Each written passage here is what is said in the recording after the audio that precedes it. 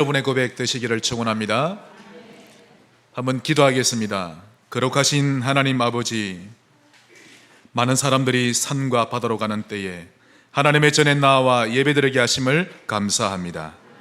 성령이 역사하시는 예배되게 하시고, 우리는 이곳에서 예배드리지만 우리와 관계된 현장에, 산업에, 가정에 하나님의 역사가 있게 하옵소서.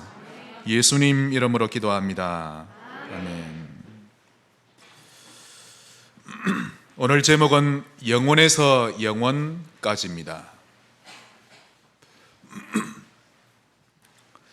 죄송합니다. 우리 세 가족이 저 맨 뒤에 앉아 계신데요, 좀 늦게 오신 모양인데 우리 이정로 집사님 옆으로, 위에 핑크색 입으신 집사님 옆으로 와주시기 바랍니다.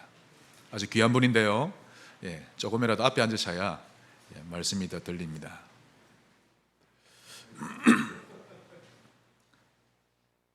자, 한번 따라 하십시다. 영원에서 영원까지. 여러분이 영원이란 축복 받으셨음을 오늘 말씀을 통해 꼭 발견하시기 바랍니다. 그래서 일회용으로 살지 마시고 반창고처럼 붙이다 뗐다는 것이 아니라 영원한 존재입니다. 오늘 본문은 예수님이 아무리 놀라운 기적을 보여주고 아무리 예수님 자신에 대해 알려줘도 그 주님을 그리스도로 생명을 주는 분으로 깨닫지 못하는 무리에 대해서 안타까워하시는 주님의 탄식이 들어 있습니다.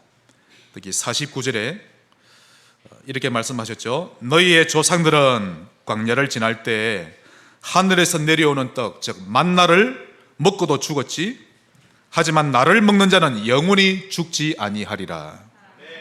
즉 내가 참 떡이다 라고 외치고 계시는데, 무리들은 육신의 배 채우는 것만 알았지 영혼의 체험에 대해서는 전혀 관심도 없었고 감각도 없었습니다. 즉 관점이 달랐던 것이었죠. 그들은 육신적인 부분에만 큰 비중을 두었고 예수님은 영적인 부분에 중점을 두셨는데, 성경을 자세히 읽어보시면요, 주님은 우리가 영원을 누리기를 원하셨던 겁니다. 영원 누리시기 바랍니다.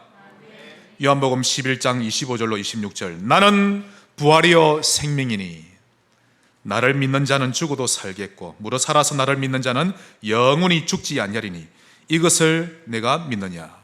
당장 조그만 문제 왔다고 아이고 웃자고가 아니라 여러분의 영원한 축복을 받은 존재입니다. 하나님을 믿으세요. 여러분을 영원한 축복으로 인도하실 분은 예수님밖에 없습니다. 돈이 영혼을 선물로 주는 것이 아니요, 사람이 영혼으로 인도해 주는 것 아닙니다. 예수님이 영원한 축복으로 인도해 주시죠. 그러므로 예수님을 진짜 믿고 그분을 쫓으시길 바랍니다. 아니 목사님, 신자든 불신자든 다 영혼이 있어서 영원히 사는 거 아닙니까? 그건 여러분이 육신적으로 해석한 겁니다. 생명은 하나님이십니다. 하나님을 만난 자가 생명이 있고 살아있는 것이죠. 지옥 가는 자는 죽은 것입니다. 영생이라는 단어가 적용될 수가 없는 것이죠. 그래서 영원한 생명하면 하나님을 만난 자에게만 적용되는 단어입니다. 예수님을 사랑하는 사람들은 공통적으로 영혼을 추구하는 삶을 삽니다. 항상 그러합니다. 이 땅의 것에는 그다지 연연해하지 않죠. 하나님을 사모하고 사랑하는 사람들은 대부분이 눈에 보이는 것은 좀 부분적으로만 쫓아가고 영혼에 관한 것에 가장 큰 관심을 보이며 삽니다. 오늘 영혼에서 영혼까지의 축복이 여러분의 것 되시기 바랍니다. 자, 말씀 들어가기 전에 여러분이 먼저 한 가지 참고하고 결단 내셔야 됩니다. 지금 주님이 계속해서 나를 먹는 자는 내 살을 먹고 내 피를 마시는 자는, 여러분 말씀하시죠? 내 살을 먹고 내 피를 마신다. 이 말씀은 이사야 53장 5절과 똑같은 말씀입니다.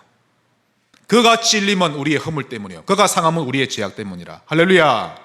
내 살을 먹고 내 피를 마시는 자는 인육을 먹는다는 말이 아니죠. 무리들은 그렇게 오해를 합니다. 내 살을 먹고 내 피를 마시는 자는, 이 말은 요한복음 5장 24절, 내 말을 듣고 나 보내신 이를 믿는 자는, 요한복음 3장 16절, 하나님이 세상을 사랑하사 독생자를 주셨으니 그를 믿는 자는, 그거와 똑같은 것입니다. 이것을 먼저 염두에 두고 오늘 본문에 먼저 본론에 들어가겠습니다. 큰 첫 번째로 나의 신분, 이게 영원에서 영원까지의 축복입니다. 한번 따라합시다. 나는 영원한 신분이다. 예, 나의 신분 꼭 회복하시기 바랍니다. 성경 공부하듯이 말씀을 받지 마시고 하나님의 음성으로 들으셔야 합니다. 진리로 받으셔야 되죠. 자, 나의 신분 그 첫 번째로 영원한 하나님의 자녀다. 누가요? 내가. 나는 하나님의 옆집에 살고 있는 남의 집 자식이 아니라 여호와라는 문패가 달려있는 그 집에서 그분을 아버지라 부르면서 살고 있는 하나님의 자식입니다. 정말 이번 주간 제가 아무리 생각해 보아도 보잘것없고 만물 중에서도 가장 부패한 우리에게 생명을 불어넣어 주셨고 거기에다 성령으로 기름 부으셔서 우리를 기름 부음 받은 자라는 완전 존귀한 자로 세워주시고 영원한 존재로 만들어 놓으셨습니다. 거기다 우리 안에 그리스도의 세 가지 직분 3지까지 넣어주셨죠. 그러므로 그 어떤 재앙도 저주도 실패도 우리를 멸망시킬 수가 없는 것입니다. 그럼에도 불구하고 무엇이 그리 문제될 것이 많습니까? 누가 우리를 그리스도의 사랑에서 끊으리요? 즉 여러분은 남은 자라는 뜻입니다. 여러분은 인정 안 해도 하나님이 남은 자로 부르신 겁니다. 우리가 알거니와 하나님을 사랑하는 자 곧 그의 뜻대로 부르심을 입은 자들에게는 모든 것이 합력하여 선을 이루느니라. 제가 약 10수년 전에 전도 활동했던 동네를 얼마 전에 다녀온 적이 있었는데요. 그런데 이전에도 그때 무속인이었던 자가 지금까지 그대로 무속인으로 살고 있었고 또 이전에 찌들려 살고 있던 사람들도 지금까지도 여전히 찌들린 채 살고 있는 모습을 볼 수 있었습니다. 한번 악령에게 잡히면 그 무엇으로도 빠져나올 수 없습니다, 여러분. 그래서 불신자들은 운명이라는 말을 무서워하지요. 예수를 믿으면 그 자리에서 완전 해방되는 것입니다. 젊게 안 놉니다. 완전 해방입니다. 겨자씨만한 믿음만 있어도 하나님은 그분의 백성들을 아름답게 인도해 가시는 것입니다. 그래서 예수 믿는 우리는 누구든지 남은 자입니다. 우리 좌우로 인사합시다. 당신은 남은 자입니다. 한 번 더, 분명히 남은 자입니다. 우리가 헷갈려하고 안 믿어서 그렇지, 즉 하나님의 자녀라는 말은 남은 자라는 말과 똑같은데 이것이 우리의 신분입니다. 참으로 먹고 사는 것밖에 모르고 영안도 없던 우리가 어쩌다가 이렇게 영원한 축복을 받게 되었는지 생각하면 할수록 감사할 것뿐입니다. 정말 여러분 한번 주변을 돌아보시기 바랍니다. 돈 좀 벌었다고 이 땅에서 자기가 못할 게 없는 사람인 것처럼 살아가는 기업인들 한번 보세요. 또 권력이 좀 높다고 해서 이 세상이 자기 세상인 양 어깨에 힘주고 다니는 정치인들, 또 제가 볼 때 아직 어리고 젊은데도 일찍 성공하다 보니 이 땅에서 영원히 살 것처럼 착각하며 살고 있는 방탕한 젊은이들, 이들 모습이 불쌍히 보이지 않습니까? 저는 이재용 씨 보면요 진짜 불쌍히 보입니다. 만문이 딱 잡고 있는 게 보이는 거 있죠.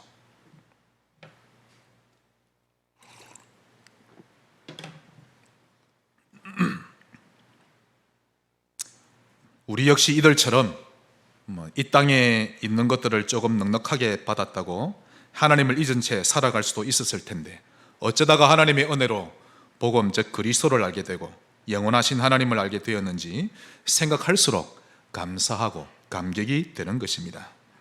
정말 지렁이 같고 무능한 우리가 영원한 천국 백성이 되었다. 이것은요 기적 중의 기적입니다. 감사하시기 바랍니다. 거기에다 이 땅에서 천국의 모형인 교회를 섬기게 되었다는 것은 두고두고 가문 대대로 감사할 일입니다. 여러분 교회가 절대적인 것으로 안 보이십니까? 그렇다면 그는 아직 복음의 가치를 잘 모르는 신자죠. 교회를 보면 화가 나고 분통이 터진다? 정말 복음을 모르는 겁니다. 교회에서 직분을 받았다?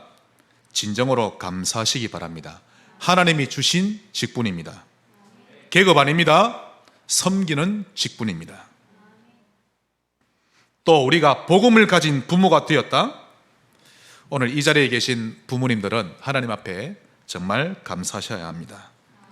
특히 여러분들이 불신 부모 밑에서 태어났는데 지금 예수 믿고 신앙생활을 하고 있고, 그러다 결혼을 해서 자식을 놓고 이제 복음 가진 부모가 된 분들은 갑절로 감사하시기 바랍니다.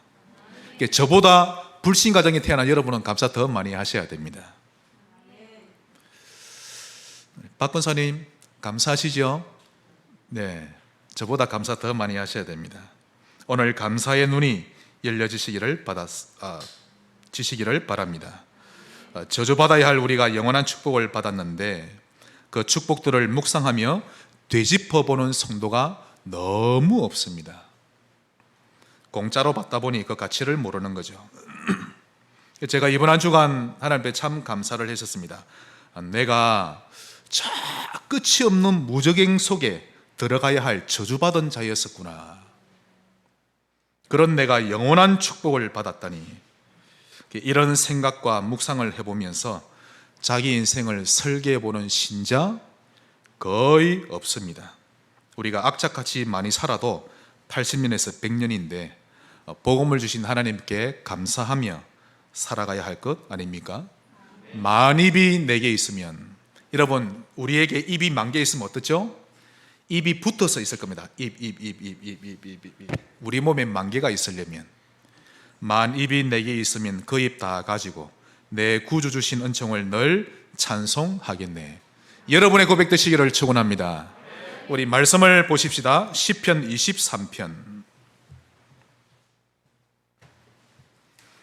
복음을 발견한 신자는 공통적으로 감사가 있습니다. 목사님 내 입장 안 돼봐서 모르지요. 아이고가 아니라 하나님을 발견한 자는 감사가 있습니다.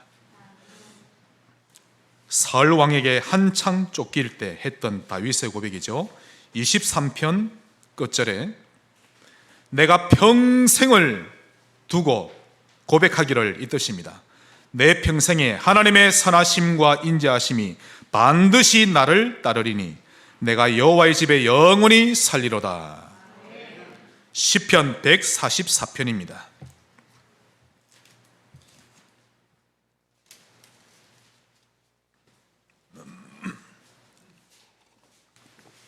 이번 주간 시간 나실 때 144편 다 읽어보시기 바랍니다. 3절. 여호와여, 사람이 무엇이기에 주께서 그를 알아주시며 인생이 무엇이기에 그를 생각하시나이까. 다윗의 고백입니다. 사람, 이 말은 하나님 제가 무엇이길래 이 뜻이죠. 4절에 사람은 헛것 같고 그의 날은 지나가는 그림자 같으니이다. 그러므로 1절에 나의 반석이신 여호와여, 여호와를 찬송하리로다. 2절 여호와는 나의 사랑이시요 나의 요새이시요 나의 산성이시요 나를 건지시는 이시요. 여러분을 건지는 분은 하나님밖에 없습니다. 사람 의지하지 마세요. 여호와는 나의 방패이시니 내가 그에게 피하였고 그가 내 백성을 내게 복종하게 하셨나이다. 그리고는 끝절입니다. 144편 끝에 우리 다 같이 읽겠습니다. 이러한 백성은 복이 있나니 여호와를 자기 하나님으로 삼는 백성은 복이 있도다. 아멘. 영원하신 하나님을 사랑하는 신자 되시기를 바랍니다. 두 번째로 우리의 신분은 나는 전파자다. 누구라고요? 전파하는 사람입니다. 예수님이 십자가에 처형당하셨습니다. 그러자 제자들 모두가 두려움에 빠졌고 몇몇은 자기 고향으로 다 돌아가 버렸죠. 주님이 돌아가신 지 이제 사흘째 되던 날 밤에 제자들 중 두 사람이 예루살렘에서 한 10km쯤 떨어져 있는 엠마오라는 동네가 있는데요, 거기로 이제 힘이 다 빠진 채 털레털레 걸어가고 있었습니다. 그때 부활하신 주님이 그들에게 나타나셨죠. 그들과 동행하시면서 말씀으로 위로하십니다. 처음에는 주님인 줄 알아채지 못했다가 나중에서야 주님인 줄 알아차리게 됩니다. 그 두 사람이 얼마나 기뻤던지 엠마로 가는 길을 돌아서 이제는 아직까지도 숨어서 두려움에 떨고 있는 제자들 모인 곳에 달려갔습니다. 우리가 주님을 보았노라 라며 기쁘게 증언하죠. 그때 주님이 그 모임에 찾아오셨습니다. 그러면서 하시는 말씀이 너희에게 평강이 있을지어다 라고 하시면서 그 다음에 아주 중요한 말씀을 하셨습니다. 우리 찾아봐야 되겠습니다. 누가복음 24장입니다. 요한복음 바로 앞에 있습니다. 누가복음 24장 44절. 부활하신 주님이 두려움에 떨고 있는 제자들에게 오셔서 도대체 무슨 말씀하셨을까요? 44절에 또 이르시되 내가 너희와 함께 있을 때 너희에게 말한 바 곧 모세의 율법 선지자의 글 시편, 즉 구약 성경이죠. 구약 성경에 나를 가리켜, 즉 메시아를 가리켜 기록된 모든 말씀들이 이루어져야 하리라 했던 것을 기억하느냐? 라고 하시면서 성경을 깨닫게 하셨는데요, 한마디로 성경의 주제는 두 가지다 라고 말씀하십니다. 46절에 나옵니다. 성경의 주제 첫 번째, 이같이 그리스도가 고난을 받고 제3일에 죽은 자 가운데서 살아날 것과, 이것이 예수 그리스도의 죽으심과 부활하심이 성경의 첫 번째 주제죠. 그 다음 47절, 또 그의 이름으로 죄사함을 받게 하는 회개가 예루살렘에서 시작하여 모든 족속에게 237 5천 종족에게 예수 이름으로 죄사함 받는 회개운동, 그것이 전파될 것이 기록되었으니, 즉 예수 그리스도 이름으로 죄 용서를 받게 된다고 하는 말씀이 모든 족속에게 전파될 것이다 라는 것이 성경의 두 번째 주제입니다. 여러분, 성경의 주제는요 복잡하지 않습니다. 너무 철학적으로 파지 마세요. 성경은 딱 이 두 가지입니다. 예수님이 죽으시고 부활하심으로 다 이루셨다 그 사실과 그것이 전파될 것이다 라는 것입니다. 그런데 48절에 말씀하시기를 너희는 이 모든 일의 증인이라. 하나님은 여러분의 사건을 일으키셔서 결국 증인으로 만들어 가십니다. 그분의 죽으심과 부활하심의 증인, 이 일을 전파할 증인으로 부르셨다는 것이죠. 우리의 달란트가 무엇이든 직업이 무엇이든 과거가 어떠하든 우리는 복음을 전파하며 살아가야 할 순례자다라는 것입니다. 나는 전파자다, 이 말은 나는 순례자라는 뜻이죠. 나는 순례자다라는 사실을 억지로 외면하지 말고 아멘 하면서 받아들이시길 바랍니다. 그래야 여러분의 삶이 풀리기 시작합니다. 세 번째로, 우리의 신분은 나는 천국 열쇠를 가진 자다. 나는 하나님의 자녀요, 나는 전파자요, 나는 천국 열쇠를 가진 자입니다. 마태복음 16장 19절, 내가 천국 열쇠를 내게 주리니 네가 땅에서 무엇이든지 매면 하늘에서도 메어주고 땅에서 무엇이든지 풀면 하늘에서 풀어주리라. 즉 우리 손에 달렸다는 말인데 나는 정복자다라는 뜻입니다. 나는 남은 자요, 나는 순례자요, 나는 정복자입니다. 인정하든 안 하든 이것이 우리의 신분입니다. 환경과 귀신에게 지배당하며 살지 말고 여러분 가문의 올무에, 영적인 올무에 갇힌 채 살지 말고 정복하며 사시기를 바랍니다. 신분을 확인하고 누리며 사시기를 바랍니다. 정말 하나님을 믿으세요. 현장에서도 당당하게 어깨 펴고 사시기를 바랍니다. 그리스도를 가진 사람이라는 자부심을 가지고 그걸 드러내며 사시기를 바라고 여러분이 하나님의 백성임을 더 드러내시기 바랍니다. 식사할 때, 회사에서 식사할 때 0.1초 만에 기도한 듯이 안 한 듯이 식사하지 마시고 오히려 딱 차분하게 자세를 잡고 진정으로 감사하는 마음으로 기도하고 식사하세요. 일부러라도 하시면 됩니다. 교회 다니세요? 이런 말 들을 만큼 결국 그 사람이 혹 지금 조롱할지라도 문제 왔을 때 여러분에게 옵니다. 예수 믿는 표를 내세요. 그것이 훨씬 더 멋있고 대인관계 잘 됩니다. 사람들 여러분 정말 좋아합니다. 예수 믿는지 나이롱인지 같이 술 먹고 마실 때 좋아하지요? 뒤에서는 조롱합니다. 멋있게 곤조 있게 사시기를 바랍니다. 큰 두 번째로 주 안에서 누리자. 이 영혼의 축복을 주 안에서 누려야 합니다. 즉 신분을 주 안에서 누린다는 뜻이죠. 그래서 먼저 주 밖으로 나가지 마세요. 일본에 가려면 일본행 비행기를 타야 일본에 가지, 북한행 비행기를 타면 일본에 가지 못하는 것입니다. 아무리 시간이 걸려도 미국행 배를 타야 미국에 가지, 러시아행 배를 타면 미국에 가지를 못하는 것입니다. 아무리 구원받은 신자라 할지라도 주 밖으로 나가서 살면 천국 백성인데도 지옥을 체험하며 살게 됩니다. 우리 자으로 인사합시다. 지옥 백성처럼 살지 맙시다. 예, 당당하게 사세요.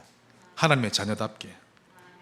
주 밖으로 멀리 떠나면 떠날수록 정신 문제에 더더욱 심각하게 옵니다. 경제, 만몬에게 딱 잡히게 됩니다. 자녀 문제 아주 심각하게 됩니다. 부모가 주 밖으로 다니는 만큼 그 자녀는 영적 이탈이 심해지죠. 여러분은 영원한 축복을 받은 신자이므로 주 안에 거하시면 됩니다. 지겨워도 그리해야 하고 하기 싫어도 그리해야 합니다. 혹 신앙생활 하다가 자존심이 상해도 주 안에서 살아야 하고 쫄딱 망해도 그리해야 합니다.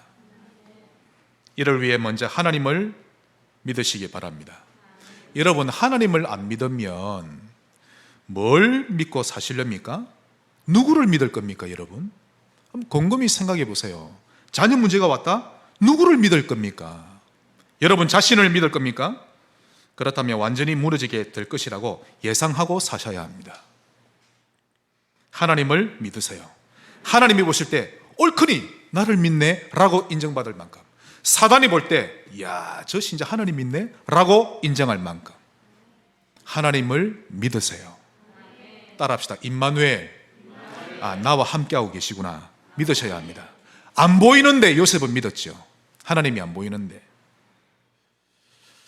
시편 125편 1절 여호와를 의지하는 자는 시온산이 흔들리지 아니하고 영원히 있음 같도다. 하나님을 신뢰하지 않는 이재웅, 생각만 해도 끔찍합니다. 예수님이 도와주지 않는 목회, 그건 시작하기도 전에 실패입니다. 우리가 아무리 못났어도 하나님을 믿으며 살아야 하는 것입니다. 여러분 모세가요 이스라엘 백성들을 이끌고 광야길을 걸어가는데 어느 날 밤에 하나님이 모세에게 나타나셨습니다. 모세야 모세야 내가 열받아서 못 살겠다. 난 더 이상 이 백성들과 함께 가지 못하겠다. 툭 하면 불신앙하고 툭 하면 원망하는 이 백성들과는 도저히 같이 가지 못하겠다. 이 백성들을 몽땅 다 죽이고 내가 너하고만 같이 가야 되겠다. 하나님이 단단히 화가 나셨는데 그때 모세가 뭐라 그랬죠? 하나님 아닙니다. 절대 안 됩니다.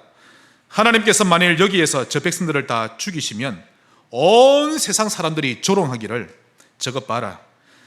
자기들이 전능자라고 믿었던 하나님이 자기 백성들을 애굽에서 빼내더니 이제는 자기 마음에 안 든다고 광야에서 다 죽여버렸네.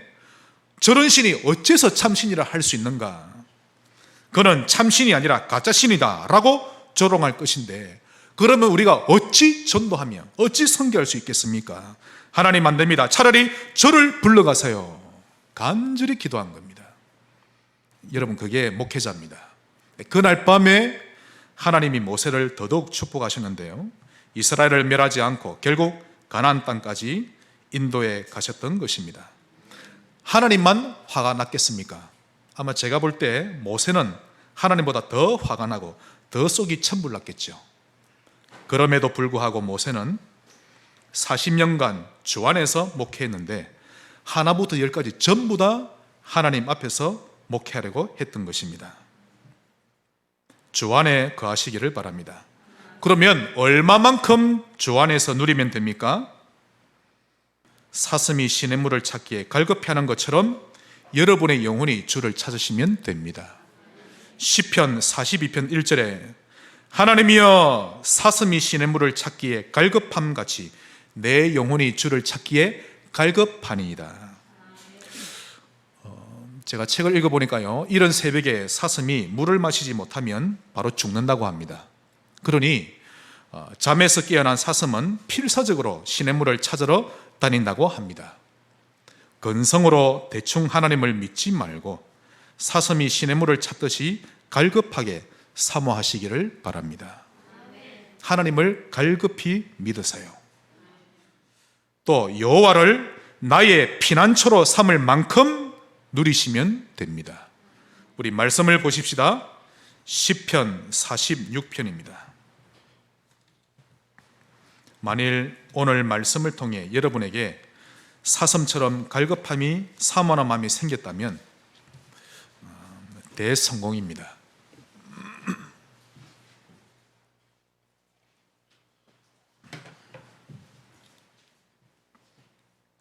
46편 1절로 3절입니다. 하나님은 우리의 피난처요 힘이시니. 여러분, 위기를 만나고 어려움 당했을 때 도망가 숨는 곳이 피난처입니다. 여러분은 정말 위기와 정말 어려움을 만났을 때 어디에 숨고 피하십니까? 그것이 여러분의 피난처입니다. 여러분은 어디로 피하며 살아오셨습니까? 무당에게 찾아가셨습니까? 그렇다면 무당이 여러분의 피난처입니다. 에란 모르겠다 하고 생각나는 대로 성질대로 해왔습니까? 그러면 그는 자기 자신이 피난처였던 것입니다. 그리스도께 의뢰하면 그때부터 그리스도가 여러분의 피난처가 되는 것입니다. 하나님은 우리의 피난처요 힘이시니 환난 중에 만날 큰 도움이시라. 그러므로 땅이 변하든지 산이 흔들려 바다 가운데 빠지든지 바닷물이 솟아나고 뛰놀든지 그것이 넘침으로 산이 흔들릴지라도 지구가 멸망당할지라도 우리는 두려워하지 아니하리로다. 하나님을 피난처로 삼을 만큼 누리시면 됩니다. 또한 시편 103편 1절에 내 영혼아 여호와를 송축하라. 내 속에 있는 것들아 다 그의 거룩한 이름을 송축하라. 여러분의 영혼이 하나님을 송축할 만큼 주 안에 있으면 됩니다. 여러분 속에 있는 여러분의 정신, 마음, 생각, 여러분의 오장, 육부, 장기들이 여호와로 인해 기뻐하고 즐거워할 만큼 그의 모든 은택을 잊지 않을 만큼 주 안에서 누리면 됩니다. 그리하면 영혼에서 영혼까지 누리는 신자가 될 것입니다. 지금 암투병하고 계시는 우리 신장로님 또한 영혼에서 영혼까지 누리는 그런 영적 상태 되시기를 축원합니다. 여러분의 모든 죄악을 사하시며 여러분의 모든 병을 고치시며 좋은 것으로 여러분의 소원을 만족해 하시며 독수리같이 새롭게 하시는 그 하나님을 누릴 만큼 주 안에서 누리시면 됩니다. 그러면 그 결과, 열매는 어떠합니까? 반드시 열매가 옵니다. 시편 103편 17절에 여호와를 경외하는 자에게는 여호와의 인자하심이 영원부터 영원까지 이르게 되며 할렐루야 그의 자손의 자손에까지 이르게 되리라. 그 당대뿐만 아니라 그의 자손과 자손에 이르기까지 하나님이 영혼의 축복을 주시는 것인데 다윗과 같은 영적인 체험 가지시기를 바랍니다. 마지막 큰 세 번째로 나의 삶을 영원한 작품으로.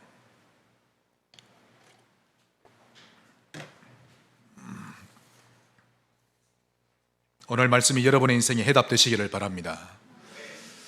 나의 삶을 영원한 작품으로. 아니, 이게 무슨 말씀입니까? 첫째로, 문제가 오면 거기서 해답을 찾으세요. 문제 속에 답이 있습니다. 즉, 문제를 통해 당연성을 찾는 것입니다. 그렇지, 내가 지난 세월 계속해서 엉망으로 살아왔으니 지금 당연히 이런 문제를 당한 것 아니겠나, 이렇게 당연성을 찾는 것이죠. 그러면서 동시에 필연성과 절대성을 찾는 것입니다. 그래, 이제부터는 내가 주님만 바라봐야 되겠다. 또는 그래, 저 성도가 그동안 주 밖에서 살아왔으니 당연히 저렇게 힘들어하는 것 아니겠는가. 이제부터 내가 그를 이해하고 도와줘야겠다. 이렇게 당연성을 찾으면 꼭 필요한 것이 보이고 일이 쉽게 풀리는 것입니다. 이제부터 나는 복음 먹는 시스템을 가져야겠다. 어떤 일이 있어도 이 시스템만큼은 내가 승리하리라. 나는 하나님의 은혜 없이는 결코 살아갈 수 없는 존재다. 이렇게 꼭 필요한 부분과 절대적인 부분을 찾아내면 문제는 쉽게 해결되어집니다. 문제가 터지면 아이고 웃잡고 누구를 의지할고 누구를 찾으러 갈고 그러지 마세요. 기도하시기를 바라고 예배 드리시기 바랍니다. 문제 가운데 당연성과 필연성, 절대성 이렇게 찾는 모습이 얼마나 아름다운지 모릅니다. 그런데 문제만 오면 좌절해버리고 앞이 안 보인다고 불신앙하고 그래하지 말고 당연성, 필연성, 또 절대적인 것 찾는 모습, 그런 아름답고도 향기로운 모습 꼭 회복하시기를 바랍니다. 즉 문제를 작품으로 만드는 것입니다. 또한 나의 삶을 영원한 작품으로 만든다는 것은 두 번째로 갈등이 오면 갱신하는 기회로 만드세요. 이것이 내 인생을 작품으로 만드는 것입니다.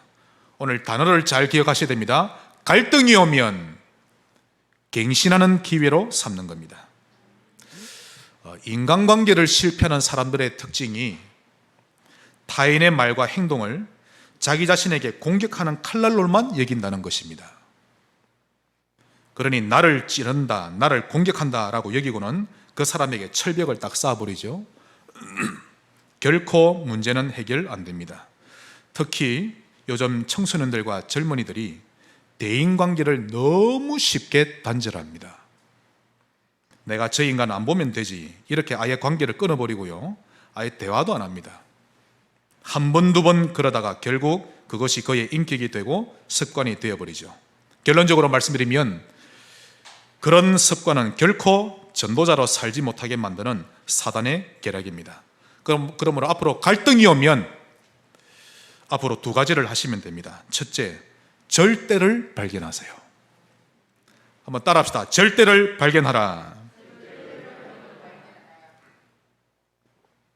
저 갈등이 오면 하나님의 절대 주권을 인정하면 됩니다.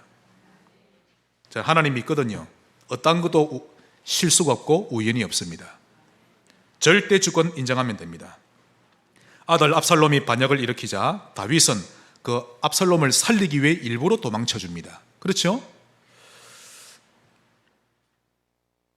아들의 반역에도 하나님의 숨은 뜻이 있다는 절대 주권을 인정하고 도망쳐 줬던 것인데, 한참을 도망가고 있는데 저 멀리서 시므이가, 사울의 친척이죠, 시므이가 다윗에게 저주를 퍼붓습니다. 그때 다윗 옆에 있던 아비새가 얼마나 화가 났던지, 왕이여 제가 건너가서 당장 저놈의 목을 베겠나이다. 그러자 그때 다윗의 고백입니다. 시므이가 저주하는 것은 하나님께서 허락하신 영역이다. 하나님이 허락하신 일을 내가 어찌 막으려 한단 말인가 라며 하나님의 절대 주권을 인정해 버립니다. 그러자 그 순간 그 자리에 있던 사람들의 영적 상태까지도 하나님의 절대 주권을 인정하는 분위기로 싹 바뀌는 거 있죠. 더 이상 갈등이라는 올무에 걸리지 않게 된 것입니다. 갈등이 오면 하나님의 절대를 발견하시기 바랍니다. 절대 주권, 절대 계획, 절대 목표, 절대 여정입니다. 두 번째로 갈등이 오면 나를 갱신시켜라. 타협하라는 것이 아니라 사람을 살리기 위해 자신을 복음적으로 갱신하라는 뜻입니다. 이것이 갈등을 작품으로 만드는 것인데요, 서밋 중에 서밋입니다.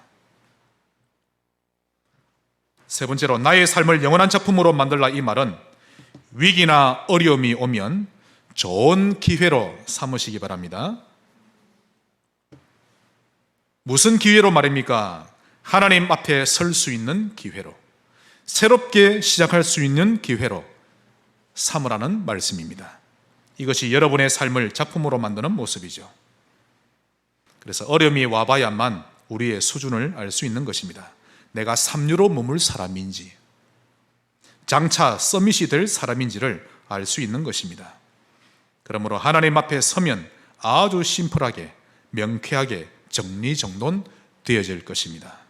우리 자로 인사합시다. 하나님 앞에 섭시다. 혹 여러분의 자녀에게 큰 어려움이 왔습니까? 여러분의 사업에 큰 위기가 찾아왔습니까? 또 여러분의 인생에 도저히 감당할 수 없는 위기와 어려움이 찾아왔습니까? 그것을 좋은 기회로 삼으시기 바랍니다. 찬스가 온 것입니다. 하나님 앞에 설 수 있는 찬스로, 새롭게 시작할 수 있는 찬스로 삼으시면 됩니다. 하나님은 살아계십니다.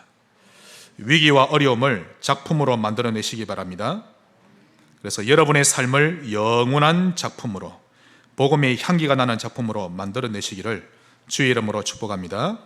말씀의 결론을 맺겠습니다. 누가복음 22장 31절로부터 보시면요, 예수님이 베드로에게 이렇게 말씀하십니다. 시몬아 시몬아, 사단이 너희를 밀가 부르듯 하려고 요구하였으나 내가 너를 위하여 믿음이 떨어지지 않기를 기도하였노라. 사단에게 속지 않기를 바랍니다. 이게 결론입니다. 사단은 정말 속입니다. 신자가 믿음의 길에서 이탈되기를 항상 바라고 있고 호시탐탐 노리고 있죠. 배고픈 사자처럼 삼키려고 대기하고 있는 것입니다. 걸려들면 삼키는데, 그리 되면 정신, 생각, 결정, 여러분의 삶의 모습이 나중심에 딱 잡히게 되는 것입니다. 한번 따라 하시죠. 나중심. 굉장히 무서운 겁니다. 한 번씩 여러분의 판단이 흐려질 때마다 내가 나중심에 걸려들었구나 라고 생각하시면 거의 맞을 겁니다. 그렇게 되면 가장 먼저 말씀 듣는 것이 싫어지고 예배가 싫어집니다. 그리고 말씀에 대해 거부감이 생겨나게 되죠.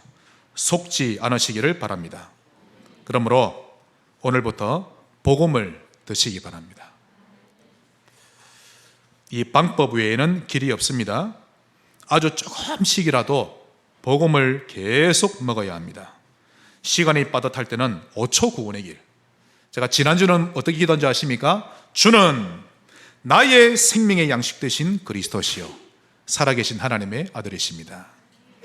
이번 주 같으면 주는 영원한 축복을 주신 그리스도시요 살아계신 하나님의 아들이십니다. 시간이 빠듯하면 5초 구원의 길 고백하면서 먹고, 또 1분 구원의 길을 그리면서 먹는 것입니다.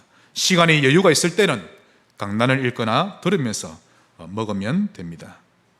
두 번째로, 그러면서 말씀대로 살 것을 결단하시기 바랍니다.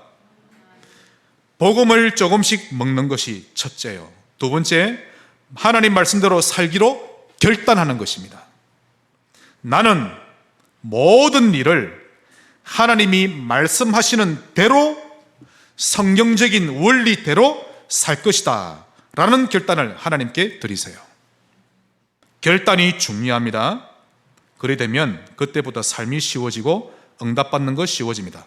우울증 떠나갑니다. 제가 분명히 약속합니다. 복음을 먹고 결단될 때 성령의 인도받기가 굉장히 쉬워집니다. 그 결과는 어떻게 됩니까? 벗어나게 됩니다. 하나님이 분명히 약속하셨습니다. 시편 124편 7절, 우리의 영혼이 사냥꾼의 올무에서 벗어난 새처럼 되었나니 올무가 끊어짐으로 우리가 벗어났도다. 사냥꾼의 올무에서 벗어난 새처럼 타락의 올무에서 벗어나게 됩니다. 함정에서 빠져나오게 되고 그토록 경고하던 나의 틀이 깨트려지게 됩니다. 어제와 똑같은 오늘을 살면서 어떻게 변화된 내일을 기대할 수 있단 말입니까? 있을 수가 없죠. 어제의 틀에서 조금씩이라도 벗어나야 다른 내일이 있는 것입니다. 그러므로 어제와 다른 오늘을 조금씩 살아갈 수 있어야 하는데요, 나중심이라는 삼류의 모습들을 하나씩 내려놓고 조금씩이라도 하나님 중심을 선택하게 된다면 분명히 다른 내일이 찾아올 것입니다. 영혼을 누리는 신자 되시기를 주의 이름으로 축복합니다. 하나님께 감사드립니다. 영원하신 그리스도를 누리는 이번 주간 되게 하옵소서. 예수님 이름으로 기도합니다. 아멘.